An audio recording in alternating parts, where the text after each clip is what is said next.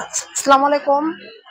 আজকে হচ্ছে আমরা 3 নম্বর ক্লাসের 3 নম্বর পর্ব আমরা একটা শিখবো কানেক্টরস। কানেক্টরস আসলে অনেক বিশাল, তো আমরা তারপর চেষ্টা করছি আপনাদের সবগুলো নিয়ে আলোচনা করার জন্য। তো আজকে আমরা 3 নাম্বার আছে, 3 নাম্বারের রিলেটেড প্রোনাউন।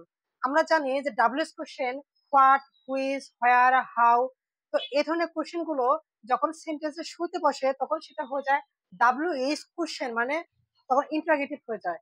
কিন্তু যখন কোনো সেন্টেন্সের মাঝখানে বসে, যখন দুটো ক্লোজের মাঝখানে বসে, তখন সেটা হয়ে যায় তখন সেটা কি বলে রিলেটিভ প্রোনাউন। আমরা কিন্তু সেটা নিশ্চয়ই জানি। তো এখানে দেখেন এটা রিলেটিভ প্রোনাউন হিসেবে কানেক্টরস, ডাব্লিউএস কোশ্চেন যে কানেক্টরস গুলো থাকে এটা কিন্তু রিলেটিভ প্রোনাউন হিসেবে থাকে। তো আমরা এগুলো নিয়ে আজকে বিস্তারিত কথা বলবো। ফার্স্ট আমরা দেখি, দেখেন এগুলোকে বলা relative pronoun. Who, whose, that, what, whom, which, এগুলোই সাধারণত ইউজ হয়, এই কটাই, বাদ বাকি এগুলো ইউজ হয় না। এগুলো কানেক্টরস হিসেবে ব্যবহার করা হয়। তো যখন দেখেন এগুলো এগুলো বসবে কিন্তু দুটো ক্লোজের মাঝখানে, কিন্তু যখন একটা সেন্টেন্সের মাঝখানে এগুলো বসবে, এর মধ্যে কিছু রুলস এবং রেগুলেশন রয়েছে। যেমন কোন জন ডাব্লিউএস জন হু, এই হু এর আগে সবসময় ব্যক্তি নাম থাকবে। সেটা কারণ নিজের নাম থাকতে পারে, কোনো হচ্ছে কারোর নাম থাকতে পারে, প্রোনাউন থাকতে পারে। অবশ্যই এখানে দা ম্যানের জায়গায় হিউ কিন্তু থাকতে পারে। কিন্তু কোনো ব্যক্তির পরে যদি কোনো ব্যক্তি হয়, ব্যক্তির পরে ডাব্লিউএস কোশ্চেন হবে। এখানে দেখেন বলা আছে দা ম্যান হু, লোকটি যিনি, হু ইজ মাই ফাদার, যিনি আমার পিতা, কেম হোম স্টারডে, গতকাল এসেছিল। মানে কি দেখেন এখানে কিন্তু ব্যক্তির নাম থাকলে কিন্তু হু হবে। এখানে যদি বস্তু থাকতো তাহলে সেটা হুইচ হতো। এখানে যদি সময় উল্লেখ করা থাকতো যে 1971 বা হচ্ছে the time, the season, the month, তখন কিন্তু এটা হোয়েন হয়ে যেত। এমন কোন জায়গার নাম থাকলে দা প্লেস, তারপরে কোন একটা দেশের নাম, জায়গার নাম থাকলে সেটা কিন্তু হোয়ার হয়ে যেত। তো এটা কিন্তু অনেক সোজা, আপনারা মনে হয় এগুলো পারেন। ঠিক তেমনি দেখেন দিস ইজ দা বুক, এই যে বই, ঠিক তেমনি ডাব্লিউএস কোশ্চেনের আগেরটা কিন্তু কি হলো, বস্তু হয়ে গেল। এজন্য কিন্তু এটা হুইচ ব্যবহার করা হয়েছে। দিস ইজ দা বুক, এই বইটি, হুইচ যেটি, ইজ নাও অ্যাভেলেবেল, এটি বর্তমানে এখন অ্যাভেলেবেল রয়েছে, চালু রয়েছে, ইন দা মার্কেট, মার্কেটে কি অ্যাভেলেবেল আছে, মানে প্রচুর রয়েছে বা পর্যাপ্ত রয়েছে।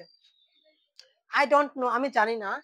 আই ডোন্ট নো, নো মানে কি জানা, আমি জানি না। What they want from me, তারা আমার কাছ থেকে কি চায়। দেখেন কোনো কিছু আমি যে হোয়াট ইউ ওয়ান্ট, তুমি কি চাও, হোয়াট মানে কি কি, do you know what he want, তুমি কি জানো তারা কি চায়।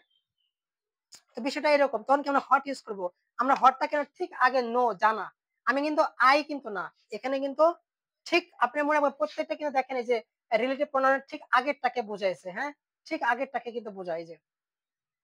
তার মানে কিন্তু আই ডোন্ট, আমি জানি না, what they want from me, তারা আমার কাছ থেকে কি চায়, তখন আমরা হোয়াট ইউজ করতে পারি। আর কোনো কি প্রোনাউন হয় না, এখানে তো হুইচ হয় না, কারণ নো তো জানা, জানার সাথে কি হুইচ হয় না, জানার সাথে তো সেটা হোয়াট ব্যবহার করা।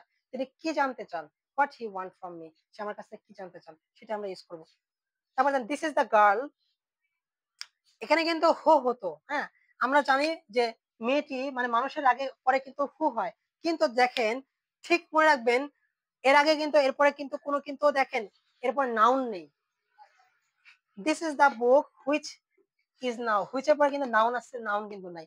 কিন্তু যখন মনে রাখবেন এই ডাব্লিউএস কোশ্চেন প্রথমে কোনো, যদি যখন আমাদের এই ব্যক্তি থাকবে, যখন আমাদের প্রথম ব্যক্তি থাকবে, তারপরে যদি আমাদের কোনো এখানে কানেক্টরস দেওয়া লাগে, এরপর যদি আবারও যদি কোনো বস্তু বা ব্যক্তি থাকে, তখন কিন্তু আমরা এখানে আর হু ইউজ করবো না, এখানে আমাদের হোস ইউজ করবে।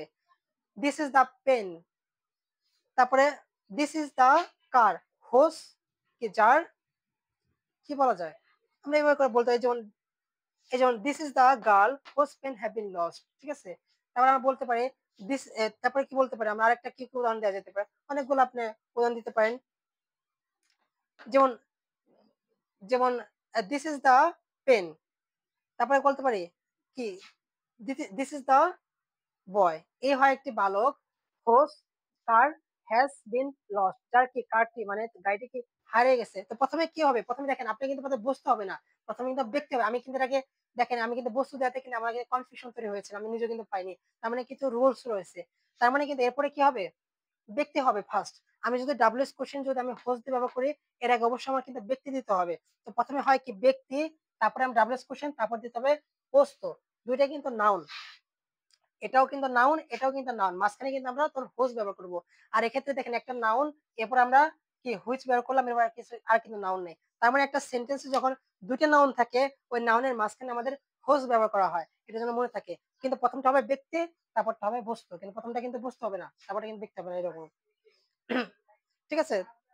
তারপরে দেখেন বলেন, কুইন টোল্ড মি, কুইন আমাকে বলেছিল দ্যাট যে হি কেম হোম স্টারে, সে গতকাল এসেছে। এটা নর্মাল একটা সেন্টেন্স। আমরা যখন নর্মাল একটা সেন্টেন্স আমরা ন্যারেশন করেছি, আমরা দ্যাট ব্যবহার করে থাকি, হ্যাঁ। ঠিক তেমনি নর্মাল একটা সেন্টেন্স আমরা দ্যাট ব্যবহার করতে পারি, সাধারণ সেন্টেন্স, এখানে কোনো কিছু বলা হয় না, জাস্ট দুইটা সেন্টেন্স। কুইন টোল্ড মি, এটা একটা ফুল সেন্টেন্স, এটা একটা ফুল সেন্টেন্স। আবার হি কেম হোম স্টারে, এটা কিন্তু একটা ফুল সেন্টেন্স। কিন্তু এখানে কিন্তু কোনো কিন্তু কানেক্টরস তেমন যোগ, এগুলো সবগুলো কিন্তু কানেক্টরস রয়েছে, কিন্তু এখানে তেমন কিছু নাই। নরমাল একটা সেন্টেন্সের মাঝখানে যদি যোগ করা হয়, তখন আমরা সেখানে কি দ্যাট ব্যবহার করব। একটা গেল। তো এই হলো আমাদের একটা রিলেটিভ প্রোনাউনের নিয়ম, এটা অনেক সহজ। তারপর আমরা বললাম, এরপর আমরা দেখি যখন কোনো সমসাময়িক ঘটনা ঘটে, যখন এট দ্য সেম টাইম ঘটে থাকে, সমসাময়িক বা একটু পরে বা একটু আগে ঘটনা ঘটে থাকে, তখন আমাদের কিছু কিছু নিয়ম রয়েছে। দেখেন, এট দ্য সেম টাইম, একই সময়, আফটার দ্যাট, ঠিক পরে, সাবসিকুয়েন্টলি, তাৎপর্য, সাবজেক্টগুলো কি এর পরবর্তীতে, সাবজেক্টলি এর পরবর্তীতে, দেন মানে পরে, কো ইনসিডেন্টলি মানে সমসাময়িক, কো ইনসিডেন্টলি মানে সমসাময়িক, তারপরে কি এট দ্য সেম টাইম মানে একই সাথে, এট দ্য সেম টাইম একই সাথে। তো এগুলো কিন্তু প্রায় একই ওয়ার্ড, মানে যখন কোনো ঘটনা যখন একসাথে ঘটে থাকে, মানে আমি আসতে যাচ্ছিলাম, I was came home স্টারডে and coincidentally he go home that time, মানে কি একই সাথে কোনো ঘটনা বা একটু পরে ঘটে, তখন সেটাকে আমরা বলবো কি, তখন সেটা হলো আমরা এই ধরনের কানেক্টরস গুলো আমরা ইউজ করব। তো তার মানে কি দেখেন, জন ওয়াজ রিডিং এ বুক, জনকে একটা বই পড়তে ছিল। তারপর বলা আছে দেখেন, এট দ্য সেম টাইম, ঠিক একই সময়ে, করিম ওয়াজ রাইটিং এ লেটার, করিমকে একটা লেটার লিখতে ছিল টু হিজ মাদার, তার মায়ের কাছে। তো তার মানে এই ধরনের কোনো ঘটনা হলে কি হবে, এই ধরনের ঘটনা হলে আমরা কিন্তু এই ওয়ার্ড আমরা এট দ্য সেম টাইম না দিয়ে আমরা কিন্তু দেনও দিতে পারি, এই যে দেন দিতে পারি, সাবজেকুয়েন্টলি দিতে পারি, কো ইনসিডেন্টলি দিতে পারি, কোন ইনসিডেন্টলি মানে কি একই সাথে দিতে পারি, আফটার দ্যাট ঠিক করে দিতে পারি, এট দ্য সেম টাইমও দিতে পারি। আপনি যে কোনো ধরনের ওয়ার্ড লিখেন, এগুলো হয়ে যাবে। এটা মানে বোঝায় একসাথে কোনো ঘটনা বোঝাতে আমরা এগুলো ব্যবহার করে থাকি। তারপরটা আমরা একটা দেখে একটা নিয়ম চলে গেল। এরপর আমরা নিয়ম দেখি, কোন কোন ঘটনা যখন আমরা শেষ করব, যেমন দা ইন্ট সমাপ্ত সূচক করব, তো সেখানে কিছু কানেক্টরস ওয়ার্ড গুলো দিতে হয়। যেমন আমরা যখন বলি যে আমরা একটা গল্প শেষ করলাম, তখন আমরা বলতে পারি এট দা ইন্ট, ঠিক আছে, বা আমরা বলতে পারি ফাইনালি দিতে পারি, ঠিক আছে, লাস্টলি দিতে পারি। যখন কোনো ঘটনা বা কোন আমরা কিন্তু দেখেই বুঝতে পারছি কানেক্টরস গুলো। এট দা ইন্ট মানে কি সব শেষে, পরিশেষে। এট লাস্ট সব শেষে। এট লেন্থ এটা হচ্ছে শেষে, এট লেন্থ মানে কি এটাও শেষে, পরিশেষে বলা যায়। তারপরে বলা হয় ফাইনালি, ফাইনাল তো আপনারা জানেন সবশেষে। লাস্টলি এটাও সবে, সবশেষে, পরিশেষে। এট দা 11th আওয়ার শেষ মুহূর্তে, এট দা 11th আওয়ার মানে শেষ মুহূর্তে। আমাকে at the 11th hour he came to my house, মানে একদম শেষ মুহূর্তে সে আমার বাড়িতে এসেছিল। যেমন at the 11th hour he go to the college, একদম শেষ সময় সে কি কলেজে গিয়েছিল, মানে ক্লাস অলরেডি প্রায় শুরু হবে এরকম অবস্থায় সে গিয়েছিল। তখন আমরা শেষ মুহূর্তে বললে কি আমরা এট দা 11th আওয়ার ব্যবহার করি। তার ইভেনচুয়ালি এমন কি, লাস্ট অফ অল সবার শেষে, ইভেনচুয়ালি এমন কি বা পরিশেষে, ইভেনচুয়ালি এমন কি বা পরিশেষে বলা হয়। তারপর দিস লাস্ট অফ অল, এগুলো দিলে পরে কি সবার শেষে। তো এই ধরনের ওয়ার্ড গুলো দিলে পরে আপনাকে বোঝায় যে আপনি সমাপ্ত করেছেন, আপনার যে গল্পটা রয়েছে এই সমাপ্ত সূচক কানেক্টরস গুলো ব্যবহার করা হয়। যেমন আমরা বলে দেন এট লাস্ট সব শেষে, গড সৃষ্টিকর্তা, took pity on him, pity on হলো তারপরে করুণা করা, পিটি অন মানে কি করুণা করা। টুক নিয়েছিল PT on the old Sailor, বৃদ্ধ যে নাবিক ছিল তার উপর কি গড কি করুণা করেছিল। তার মানে দেখেন এট লাস্ট মানে কি এটা গল্পের সব শেষে আমরা যখন ঘটনা যাই, তার মানে at last he came to me and save me from the danger. তার মানে কি যখন কোনো শেষ কথা বোঝায় তখন সেটাকে আমরা এট লাস্ট আমরা ব্যবহার করে থাকি।